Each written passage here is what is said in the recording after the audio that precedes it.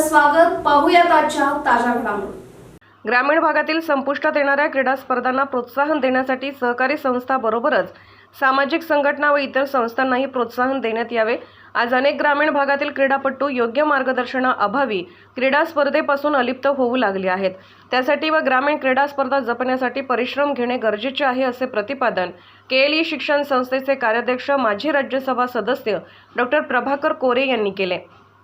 अंकली तालुका चिकोडी येथे नुकताच त्यांच्या 77व्या वाढदिवसानिमित्त डॉ. प्रभाकर कोरे वाढदिवस आचरण समिती, प्रभाकर कोरे को-ऑपरेट सोसायटी, शक्ती शुगर, चिदानंद कोरे सहकारी साखर कारखाना अंकली इंगळी येथील कुस्ती संघटनेच्या संयुक्त आश्रयाखाली त्यांच्या 77व्या वाढदिवसानिमित्त आयोजित केलेल्या सत्कार समारंभात सत्कार स्वीकारून ते बोलत होते. आज ग्रामीण भागासह शहरी भागातील अनेक युवक क्रीडापासून अलिप्त होऊ लागले की ही अत्यंत खेदजनक बाब असून शालेय विद्यार्थी आज कोणत्या ना कोणत्या क्रीडा स्पर्धेत सहभागी होऊन आपले आरोग्य संपदा जतन करावे, असे त्यांनी सांगितले. यावेळी कुस्ती संघटनेतर्फे डॉ. प्रभाकर कोरे यांचा नागरी सत्कार करण्यात आला.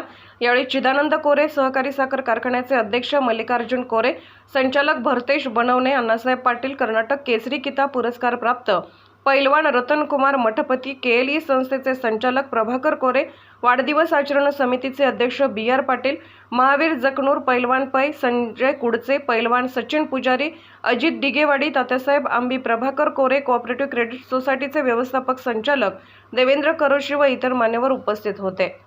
SB न्यूजसाठी इंगळीहून राजू कोळी.